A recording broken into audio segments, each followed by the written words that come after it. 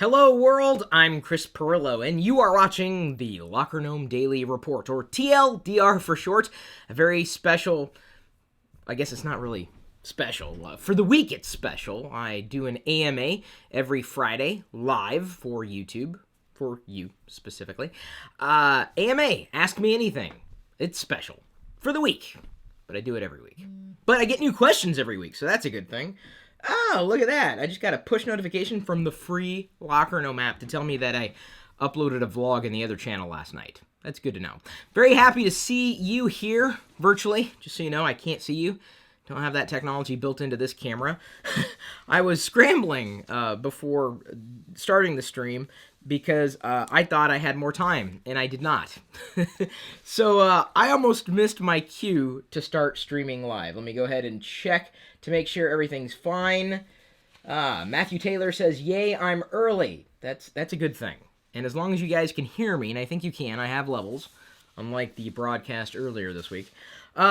Thank you for joining me. I forgot to buy coffee yesterday, so I had to make a quick espresso run. Otherwise, I would have been doing this asleep. And trust me, I'm not that entertaining now, and I'm really even less entertaining when I am fast asleep. Okay, now I'm going to go ahead and prep. Woo, very, very nice. Checking in on the patron level. And it seems that we've now hit 378 patrons, marking our first goal. If you value the things that I do for you, the price of this triple espresso, that's it, a month. For how many hours worth of content? How many hours worth of information? How many questions answered?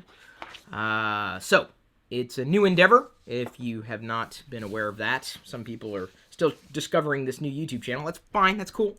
The number I really want to focus on, though, beyond the aggregate coming together in terms of a financial goal, which is very helpful for someone who does this kind of for a living and trying to figure out a better way of doing it. This number specifically is really everything to me. 378 people said, Chris Pirillo, you are worth the price of a triple espresso once a month, with giving us something to watch every day. So thank you. Tip of the hat. And let me go ahead and continue to thank them specifically, because at a certain patron level, you get your name seen in every TLDR broadcast. This is a TLDR Ask Me Anything. By the way, if we hit 400 patrons by next Friday, I don't think it's possible. I thought we could hit it yesterday, but we didn't. If we hit it by next Friday, I'll do an AMA with my dad. He's visiting over the next few weeks. And so if you would like to do an AMA and Ask Me Anything with Chris Pirillo's dad, we can do it if we hit 400 patrons by next Friday. So let me go ahead and thank, oh boy, Escuchi Headphones? That's the business name. They came in at that patron level. Now, if I mispronounced that business name, I apologize. It's a new patron as of today. Tom Matthews, Brandon Hawkins, Anthrit, the vlogger from Montana, Mark Heider. We also have Robert Crawford to say thank you to, Saif Mahmood, Eva Brown, Jennifer Metz, and Jennifer, I saw your question about vlogging earlier. I don't know if I'm going to address it in this broadcast, but I will address it. Christopher Wall, Daniel Spiva, Geekcast, also known as Eddie Bingham, Alvin Soli, he sent me a pronunciation for his name, and I think I just slaughtered it again. Joey Hernandez, Andrew Myers, Chris Miller, Matt Pegler, Mark Flores, Daniel Hadley, and the guy we know as Ben. We also have to thank Gregorio, Gregory Stepp, Kieran Bold, Ben Michaud, Sven Rosler, Mike LaRue, John Dizelle, Ross Milne, Swayze 2013, Tony Ross, Andrew Neoculus, Jonathan Perez. Your names, man, they're awesome names. Certainly easier to say than Pirillo, I'm sure. Rick Sayre, Brian Brinkley, Alex and Tom's Tech News and Advice, or Advice and Tech News, Fraser Walker, and Brian Roberts. I also have to congratulate Christian1023 on Twitter. He's going to be getting a free Amazon gift card. Oh, yeah. He's just a regular person like you or me, and he tweeted his Feature Points referral link. I will be sending you an Amazon gift card because you did that, If you're not using feature points right now, you should be. And let me go ahead and grab my phone. I just exchanged it for another gift card. It's the easiest way to earn apps and PayPal money and Amazon money and gift cards for a variety of other platforms. And if you have not yet started, just give it a shot. It's available for iOS and Android, US and UK, and we're doing that giveaway, an Amazon gift card giveaway, courtesy of them every Friday during an AMA. So there you go. Winners all around. Now, I'm not really logged into the specific account here that I normally use for feature points, but head over to the link in this video's description, go.tagjag.com/free points. Look at that. Amazon, Infinity Blade 3, Xbox gift cards, PlayStation gift cards. You can get an iPad, Nexus 7 if you want, all sorts of popular games and apps. And I think, let me go all the way to the bottom. Yeah, iTunes gift cards as well. So you can earn them free. There you go. Something for nothing if you want, if that's really what you want. And I don't know if that's what you want. You could ask me if that's what I wanted. I just want to be able to do this every day for y'all. And let me make sure I'm turning back. Woo, my name. Thanks, Chris. Also great to have someone say it correctly.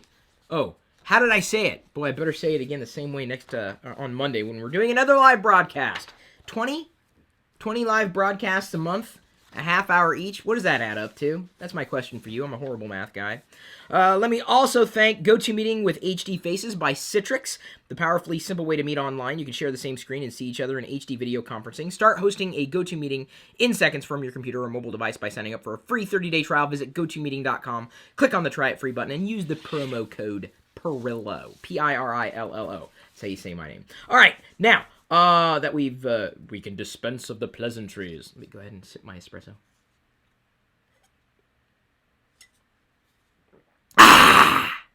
Okay, I'm ready. Tom Turner asks, and by the way, for the patrons, in case you didn't know, if you're at a $5 level or higher, your question goes to the top of the stack. I may not answer or be able to answer every question, but if you want to make sure you get your question answered, that's the easiest way to do it. Become a patron.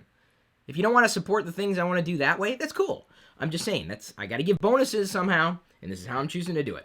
Tom Turner asks, given your use of crowdfunding sites, such as this one, patreon.com, and Kickstarter, both as funder and fundee, oh, I like that word, fundee. I'm wearing my fundies. No, I don't think that's how he meant to use the word. What tips would you give to those watching to use crowdfunding as a way of making money? What do you see as the advantages of using this way of funding from both sides of the fence? Fantastic question, Tom. I love these types of questions. They're not, simple knee-jerk responses, or they certainly wouldn't be a knee-jerk response from me.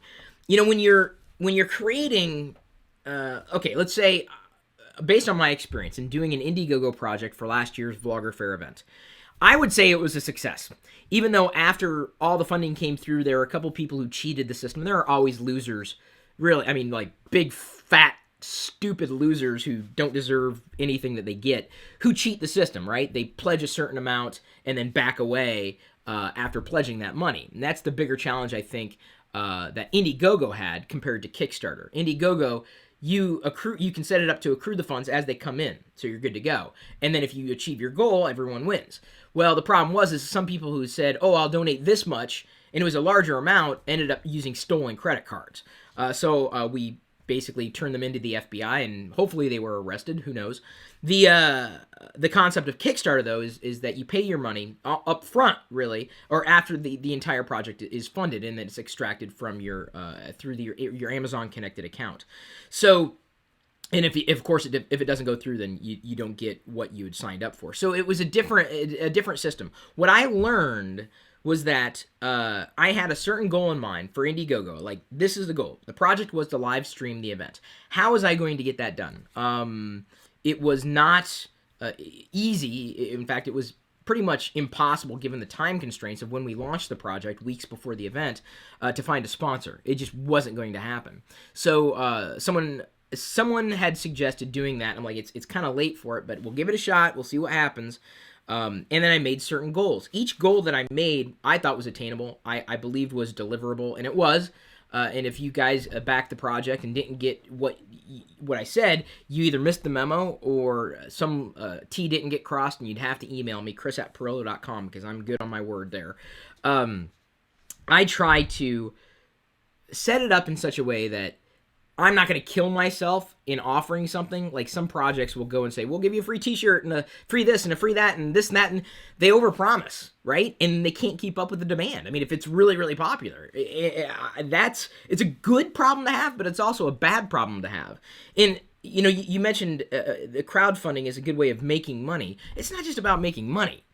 You know, to me, like that Indiegogo project, it was about covering costs. And what we're doing with Patreon, with TLDR and all this stuff that you're seeing in this YouTube channel, I'm trying to build a stability for my business that I've been operating since 1996 that I never had before. And we're getting there. It's not about making money, it's about covering costs. And there's definitely a difference between those two things.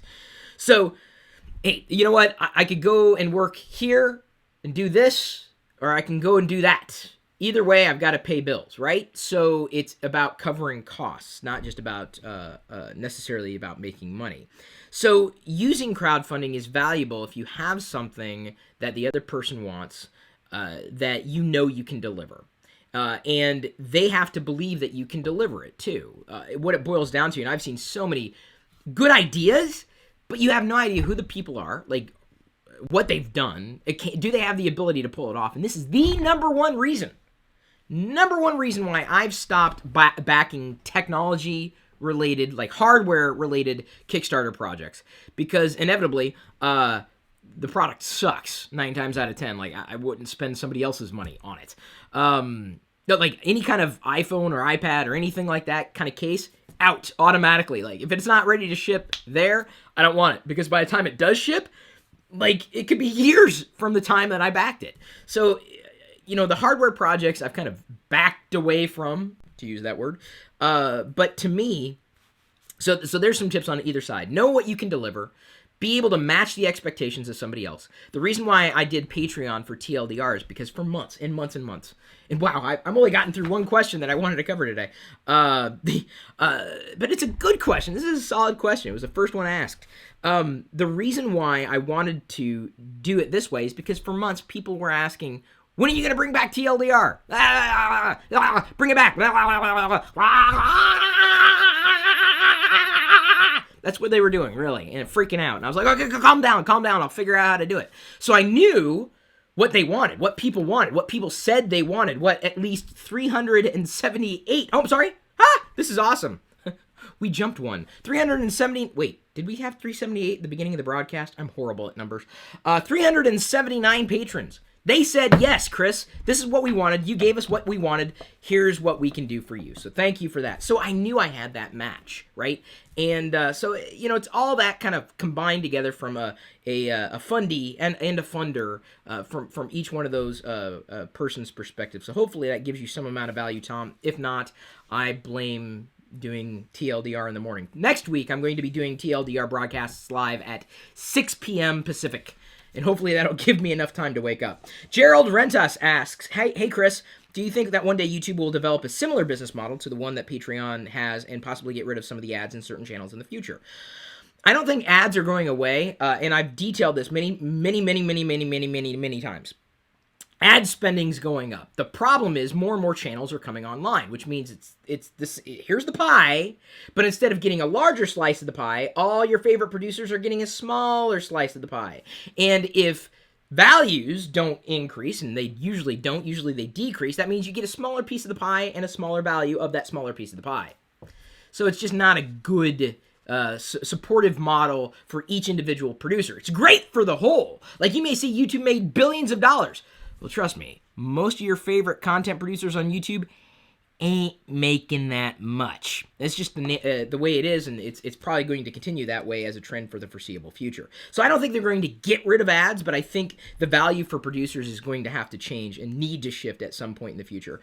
Whether YouTube adopts this model, I don't know. I think it would be a great model for YouTube to adopt directly. I appreciate the way Patreon has handled things. They've been very, very responsive. And YouTube, not always, and that's what would worry me most about YouTube. But the nice thing is, if YouTube disappeared tomorrow, I'd be able to do TLDR elsewhere and take the 379 patrons with me. So there you go. The rest of you guys, you're along for the ride, unless you want to join us, in which case you're most welcome. Andrew Myers. So it seems that the Candy Crush game has gone public. What? Is it wise to invest in this game, in this company, or any game? That's up to you. I don't know if I would, if only because the market's volatile and things are here and gone, especially games. Like, who talks about Flappy Bird anymore? Or remember Words with Friends? Or what was the one? Draw Anything? I mean, it's here and gone, right? We have such a short, we don't have a short attention span. Okay, maybe I do. But there's so many things that are constantly getting released for these mobile platforms that, by the time something's popular, something else comes in its place. No rhyme or reason necessarily either. That's something to keep in mind. So it's your money. I'm not dispensing any kind of financial advice because I'm just not qualified to do that. I wouldn't do it with my money, but that's just me. Tad. What do you think? And Tad was in a Pirillo vlog very briefly with his wife Lindsay, if you caught him. What do you think the world will be like when your son or daughter is 18? What do you think the biggest technological changes will be? I would like to believe that 18 years from now, and we kind of referred to this yesterday, I referred to this yesterday, I think we'll have fewer hurdles to overcome in terms of access, not just internet access in general, but also just access to data. Right now we're still kind of in this growing phase of wearable computing, but that will become a lot more seamless than it is now. Certainly right now it isn't. It's clunky. Everything wearable today is clunky in comparison. Hell, 18 years from now, this little phone right here, the little tiny phone, this is going to be considered clunky. These glasses, without any kind of augmented reality, anything in the lenses themselves, this will be considered outmoded. So I think that's really where we're going to be, or where we should be 18 years from now. Internet's going to be everywhere. It's going to be fast as fast can be. I know it's going to happen. It has to happen. The demand is not going to subside. It's like, we got the drug, man! Give me my internet! Man, I've made at least 3 really good animated GIFs for people today. I'm going to have to make those animated GIFs later. All right, because I can't count on everybody to make animated GIFs for me. I'll do it. Give me my internet! That's me. I'm being a... Isn't that what heroin addicts do to get their... I'm not a heroin... I hate needles. Adam Toms asks, hey Chris, congrats to you and Diana. And I'm assuming you're talking about the pregnancy. Thank you. Another Chromebook question from me. If you could improve anything on the Chromebook experience, what would it be? I'd probably start with better integration with the Play Store in terms of apps. Well, that's where he said. And he says, by the way, he's loving the Patreon content and happy to support. Adam, I'm very happy that you're supporting our endeavor with this. The Chromebook, I don't want to say it's impossible to improve upon, because there's certainly room for improvement. I think my biggest frustration is that every Chromebook I see is underpowered or overpriced if it is powered well enough, right? And I wish I could get a faster, more responsive experience at a lower price. And I think we'll get there eventually. But honestly, the drawbacks of owning a Chromebook, including, questionable offline mode, I mean, it does work, certainly. And I love the Chromebook experience for what it is. But the thing that I love most is that they're constantly iterating, constantly updating. Every time I, open it up, it seems like there's a new update to the Chrome OS. So I love that. Because it improves over time. The computer gets better over time. It's fantastic. So I would hope that if I could improve anything, it would specifically be getting better hardware to run the Chrome OS at a lower price. But come on, that was... I realized, well, Chris, that's duh. Who wouldn't say that? Well, you're asking me, that's what I would say. I'm not saying that, Adam, you yourself are sitting back going, well, duh, I would say that. No. That's... All right, Geekcast said, how's it getting back into the swing of live TLDRs every day? Do you find it a strain to keep up? I did this week, because I set it at 10 a.m., the broadcast. There's never a perfect time to do a live stream, but 10 in the morning is too early for me every day. So I'm going to probably go later in the day. That's my goal. So I wouldn't say it's been stressful or straining at all. I've been able to do everything I wanted to do. In fact, I wasn't planning on relaunching, you might remember, until the end of this month. So the fact that I've been able to do TLDRs this many, like a week's worth or so to this point, to me has been a bonus. Because I wasn't expecting to do it until a couple weeks from now. So it's not a strain. This is fun to do. I love doing it. And love doing it live. Because there's something that the magic of live, you just can't capture in editing. If you're doing an edited video, there's so many things that just have to be on. And of course, then it takes more time for every hour of video that you might produce. Because remember, I'm talent, director, producer, editor, upload, like many of the things that go into this, I'm driving myself at this stage. I want to try to do things better, but I can't do everything on my own. That's one of the reasons to go the Patreon route. So right now, TLDRs are likely to be live, and I think people like that. Other people like the edited things, but it just takes a lot of time to do that. And I don't have a team like Callie Lewis.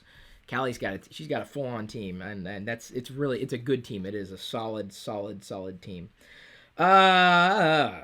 Okay, so I'm not having a problem. Heath Hunter says, Chris, I just bought my daughter her first MacBook for her birthday. It's 2009 second-hand machine, but it only goes to OS X Lion. Is there any way around to upgrade it to Mavericks? Well, if it only goes to Lion, 2009, you should be able to upgrade it, because I have a machine that's about that old, and I upgraded it to Mavericks. You should be able to download it. I don't know why you shouldn't be able to. What's stopping you? What, even if it says it's not supported, I would be careful about if it says, hey, I can't run Mavericks effectively on this machine. I'd be careful about installing that, because you may be pushing it to its limits. But I'm fairly certain it is possible. At least I know I've upgraded older Macs. Also, could you wish her a happy 15th birthday? Her name is Lily. Happy birthday, Lily. Thank you, and thanks to your father. I believe that Heath had basically pulled through some health issues. What was it? Was it a brain tumor? And laughing through our vlogs and the videos that we were doing, he says, kind of helped him pull through it. So I think Heath holds the trump card. I didn't realize that I would ever be that kind of medicine man, but I'm very, very happy to deliver that to you, Heath. Very, very happy to have you around, and I'm very, very happy that you are encouraging your daughter to engage computing at any level. Carlos Arujo says, thanks for the hard work. No problem. Thank you for remembering to like, comment, share, subscribe, and watch even more of our videos right now. Before I forget, glad to be a part of this community, he says. My question for you, if I can get through it, is Yakko, Wacko, or Dot? I never liked the Animaniacs. I did like them, kind of, but I didn't watch them all the time. I would say Wacko. I'm kind of a wacky guy. They were all kind of wacky, but I think maybe I was more of a Dot fan. I just never got into it. Really never did. Now the Tiny Toons Adventures, I watched that. I liked all the characters there. I used to, before I headed off to high school, I'd watch Tiny Toon Adventures. We're tiny, we're toony, we're all a little loony, and in this cartoony, we're invading your TV. We're Animaniacs. Yeah, okay. That was his question. Marco Lumia said, so I just changed my patronage to a higher level because after seeing daily TLDR, I remembered how much I enjoyed them. Cheers. I started collecting Sideshow toys recently, Marvel 1/6 scale figures mainly. In your opinion, what Star Wars characters are most valuable to collectors and would accrue the most value over time? Well, first of all, congratulations. I think collecting something, it just gives you something to look forward to. It just engages your brain. I think all guys are predisposed to wanting to collect something. I went with Vader. Is that the most valuable thing? No, not necessarily. I just it started and then it just snowballed from there. And the nice thing is I'm always looking for things, and many of the things are unique. And Vader's like one of those core characters that I could always find something with Vader on it. That's what it boils down to. Do you have a favorite Star Wars character? Start there, right? And if your Star Wars character isn't really popular, well, that's good and bad. Good because you enjoy the character, but bad because you may not be able to find a lot of objects with that character on it. And I would say this for anything, whether it's Star Wars, Star Trek, Marvel Universe, or what have you. You have to narrow it down, otherwise your collection will be unwieldy. Darth Vader stuff, I love Star Wars. I'll have some Star Wars stuff, but Darth Vader primarily. It's like the Lego stuff that I collect. It's usually the minifigures. That's what I care about because they take up less room. So I'm a minifigure fan. And plus, I like minifigures. I'm a fan of that. So, I say stick with that. I don't think any one of them is going to accrue in value over time. Of course, if you keep it in the box, the thing is with collector's items, they can be more expensive. You keep it in the box to mitigate, any kind of a value dropping. But the more a product is produced, then the less likely it's going to be valuable. So usually collector's items don't accrue in value over time. It's usually those one-offs, or you're lucky to get this 1 in 500 product. Those are going to be worth a lot because it was just a limited run versus a run of like 100,000, right? So watch and adjust according to that if you're trying to accrue for value. My position on collectibles for geeks would be not just collecting for the value, something's value, but collect because it means something to you. And that's really, to me, that's what it boils down to. It's just a bonus if it happens to be worth more than your smartphone in another year, because these things lose value so quickly. I mean, if I held up a Samsung Galaxy S2, people would laugh at me, right? Well, I've had some of this Darth Vader stuff a lot longer than that, and it's worth just the same, if not more, as it was when I got it, versus the smartphone, which is worth like a year later. I'm just telling you, technology is probably one of the worst things you can collect, unless you collect the vintage stuff, because so much of it's produced, it's worth nothing. Mark Hyder said, would you like to see more shopping sites to have pay with PayPal? Like Amazon, you can't pay with PayPal. I do have a prepaid card, so that's linked to your PayPal called PayPal Access. Before, when I know I got money in my PayPal account, then you have to search if the site uses PayPal. I don't think that's going to happen with Amazon, because Amazon's got their own payment processing system. Even Apple, I think at some point, I don't know if it would abandon PayPal. I mean, it uses PayPal, and I think that's a huge advantage at this stage. Each time you have to work through somebody else for a transaction, you lose money on that transaction. And even if it's just a fraction of a cent, that fraction of a cent for iTunes adds up, like, to more money than you'll ever make in your lifetime, or that I'll possibly ever make in my lifetime. So, cutting people out of that cutting out the middleman for the processing is going to be key. So I don't think more of the larger sites are going to adopt other payment processing models. In fact, they may kind of eventually, move away from them, depending on how much money is being generated through one particular mechanism or another. It's one of the reasons why eBay acquired PayPal, because people were using PayPal for transactions on eBay. It was a very smart acquisition on their part, at least in my opinion. Louise Isabel, what would you like YouTube to do to make your life easier as a vlogger when it comes to advertising content and communicating with your community? Well, I'm not a fan of ads in general, but I realize that they're necessary for me to get what it is that I'm wanting to receive. I just put up with them, right? Some of the ads are good. I mean, the more creative the ad, the happier I am, right? The more targeted it is, the happier I am. I don't mind, because then it's just like, oh, that's a value to me. If I've seen it over and over and over again, I'm like, okay, well, now it's branded in my head, and there's a huge value in that. I don't know if YouTube's going to help vloggers in that respect, or even with content and communicating. And I think the biggest value YouTube could give to a vlogger may very well be in adding additional services and layers for engagement. And maybe this ties into both the question around communicating and community, really, because right now the tools are just very basic. And it's a struggle to keep up with everything that I'm able to put out there. Like, I have to look at an individual page and read comments, and unfortunately ban some people who just lack a filter on I lack a filter, but that's why you guys like me, and gals like me. So I don't know what they could do other than just continuing to finely tune those tools for producers to make it easier to engage, really. And I wish I had more time in the day. That's the one thing. Everybody wishes they had that, but there's just not enough time in the day for me to do everything that I want to do to connect. So the time that I do spend, I wish it would be maximized. Lewis Holland, if you were just starting out trying to build a community, how would you go about it? Well, Lewis, this is a good question, but ultimately you just got to put yourself out there. You got to just do it, and hopefully what you're doing resonates with other people. You rally around a product, a name, a service, or whatever it is, and come together around that, right? If we had a shared love for coffee, that's our community. This community happens to be people who like the things that I say and do, right? And so that makes a good community. I think it does, because it's like an extended family. You are like a part of my family. That does not mean I'm going to be sending you holiday cards or birthday cards. I can't do that for everybody. Got to be fair. But you know, just you got to do it. But got to understand that there are a lot of communities out there. So what are you doing that is so incredibly unique that people aren't addressing in one way, shape, or form in any other way? Sorry, I was blowing away a piece of fur that was flying around. Luke Eubanks asked, do you think BlackBerry would be in a much better place if they had focused more on apps when they introduced the Z10 and Q10 in 2013? No, they were doing a little too little too late. Robert asked 2 questions. Do you believe that cloud technology is here to stay?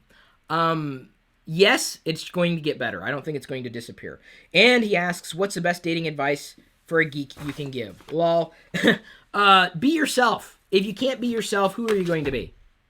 That's what I am. I'm myself. That's all you're just going to get Chris Pirillo. And if you don't like that, well, what are you doing watching this video to this point?